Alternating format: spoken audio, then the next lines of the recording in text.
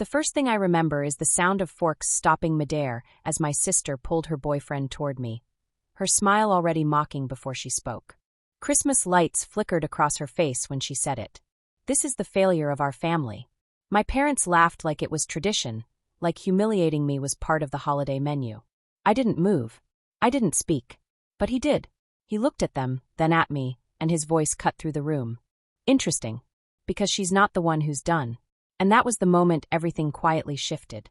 My name is Serenity Hale, and for as long as I can remember, I've lived at the edge of every room in my own home.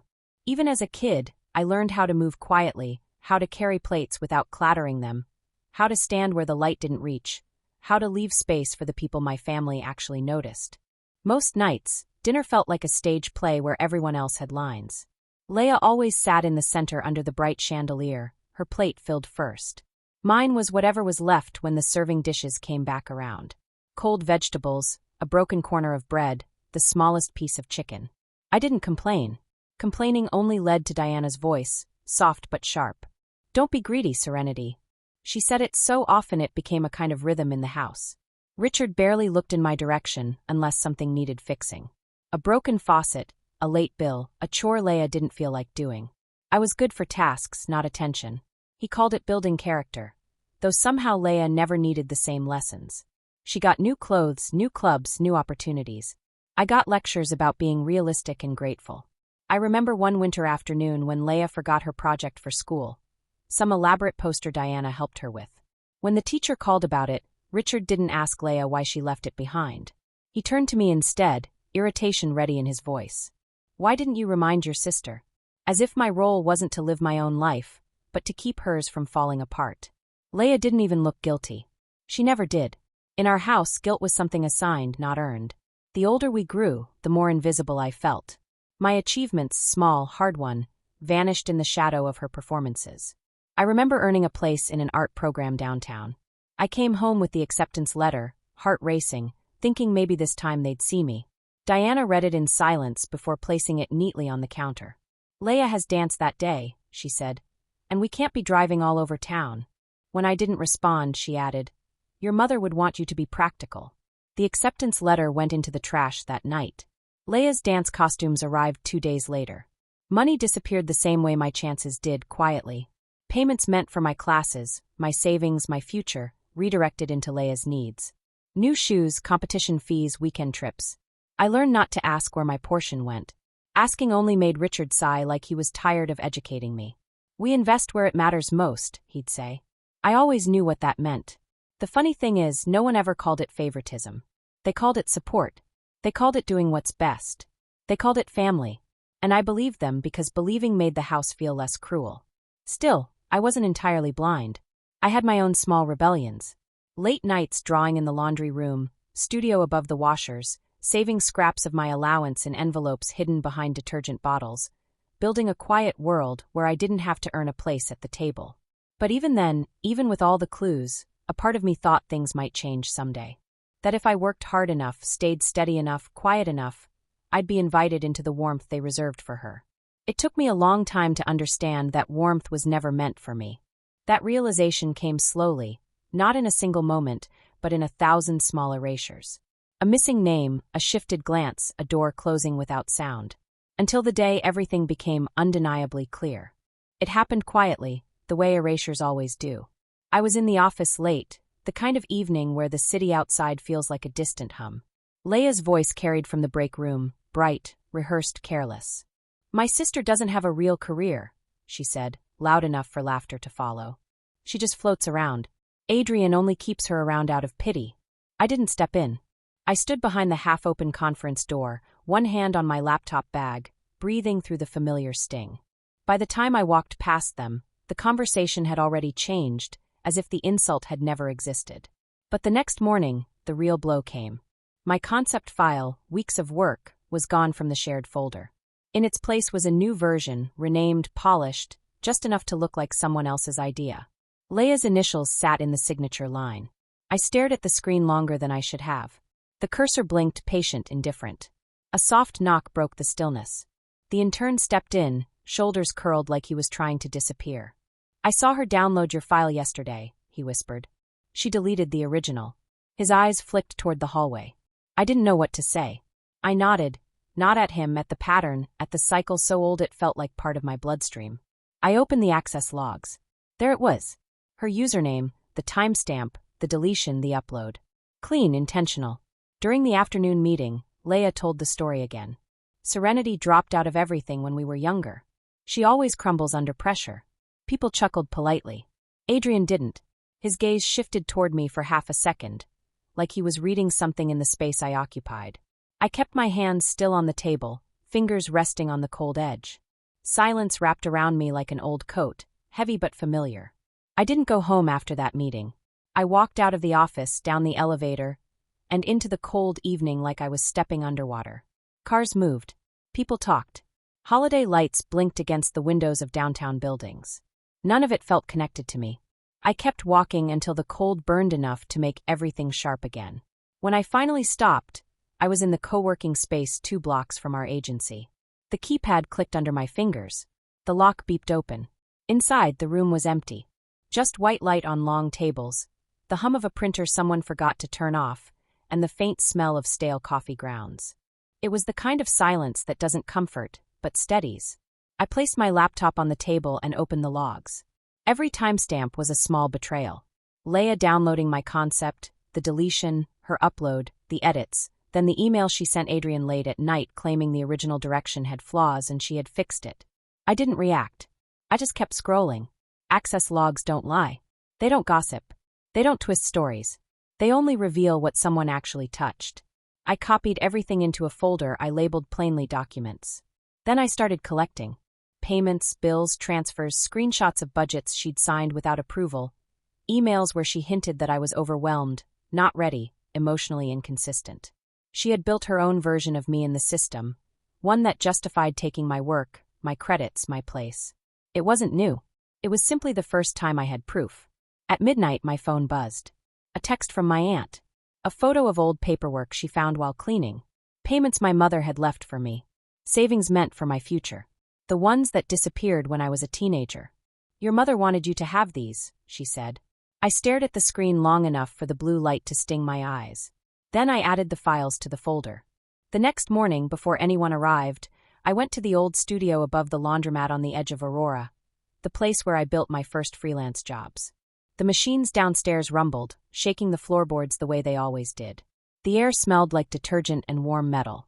I slid open the storage drawer. My old drives were still there, wrapped in a scarf from years ago. I plugged them in and waited. Folders bloomed on the screen. Early sketches, concept drafts, original styles that eventually became the agency's signature tone. All mine. All the seeds Leia grew her reputation from. I took what I needed, not out of spite, but because it was mine to take. When I returned to the office, Adrian was in the conference room, staring at his laptop like he was trying to outrun a headache. He looked up when I walked in. Sit, he said softly. I did. He turned the screen toward me. My file, the one Leia claimed. He tapped the corner. Your metadata is still inside. Of course it was. She changed the name, not the backbone. He opened the access logs next, beside my folder from the night before. You pulled everything, he said. I nodded. I didn't push you into this, did I? No. And you're sure you want me involved? I thought about it. About silence. About what happens when you speak and no one listens. About what happens when you stay quiet and everyone assumes you'll never stop swallowing what hurts you. Yes, I said. He studied me for a moment, not with pity, but with the kind of focus people use when assembling something delicate. Then he leaned back. HR needs this. Legal needs this. And the board needs to know where the credit actually belongs. His voice wasn't angry. It was factual, administrative, clean. We spent the next 2 hours assembling the file. I arrived late on purpose. Christmas dinner was already in motion when I stepped through the doorway of my father's house. The air was thick with cinnamon, roasted meat, and the kind of laughter that sounds rehearsed. Lights glowed too warmly against the cold outside. Every year, this house tried to convince the world it was a home. I stood near the hallway, letting my coat drip melt water onto the tile. They didn't notice me at first. Leia was busy performing, spinning small stories for distant relatives, retelling successes she hadn't earned, leaning into Adrienne's shoulder like she owned the room. He wasn't touching her back the way he usually did. His hand hovered a moment, then dropped. When Richard finally spotted me, he gestured to an empty chair at the far end of the table. "Sit. We've been waiting." His tone implied it was my fault for shifting the picture. Diana's eyes flicked over me. Coat, shoes, hair, as if checking for flaws. "Try not to make an entrance," she murmured. I didn't answer. I took the seat at the edge, half-shadowed, the way I always had. Dinner resumed. And then, inevitably, Leia rose from her chair, pressing a hand to Adrienne's arm as if inviting applause. "I want everyone to meet my sister," she said, voice bright. "This," she paused, smiling with practiced sweetness, "is the failure of our family." Richard laughed first. Diana nodded, almost proud of the line. Conversations tapered off into that familiar hush of communal cruelty. The sound was the same one from childhood dinners, the one that told me to stay small, stay quiet, let the moment pass over me. Adrien didn't laugh. He set his fork down with a soft clink. The room stilled around the sound like someone had drawn a curtain across the noise. Christmas music from the kitchen speaker faded into insignificance. He looked at Leia, then at her parents, then slowly at me. "Interesting," he said, voice low and steady. "Because you're fired." The sentence landed without force, without theatrics, just truth placed gently in the center of the table. Leia blinked, confusion flickering across her face. "What? We're done," he added. Effective immediately. A few relatives shifted, unsure whether to pretend they hadn't heard. The silence wrapped itself tightly around the room. Adrien reached for his tablet, swiped once, and connected it to the living room TV. The screen brightened, washing the room in cold light. The first file appeared, the original concept documents. My name embedded in the metadata. Then the access logs timestamped unedited. Leia's username glowing beside every action she thought no one would trace. Download, delete, upload. Slide after slide documented what she had taken. Not just the file, but months of work. Client strategy, design drafts. Her voice shrank as the evidence built itself. "I didn't," she began. He didn't look at her. "You did.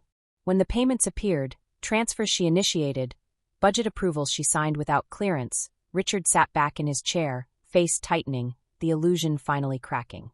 Diana opened her mouth, then closed it. She had no script for this. Adrien continued, calm as ever. "The board received the full report this morning. HR has already processed the termination. And the final note." He clicked once more. My portfolio appeared. The actual one. The campaigns I built, the projects I led, the clients I brought in. Years of work hidden behind their narrative. "Serenity," he said, eyes on me now, not asking for permission, simply stating reality, "is the co-founder and principal strategist of our agency. She always has been." No applause, no vindication, just a shift in the air as if the house itself had been holding its breath for years and finally exhaled. Leia stepped back from the screen like it burned her. "You're choosing her over me?" Adrien looked at her with the same quiet finality he'd used all night.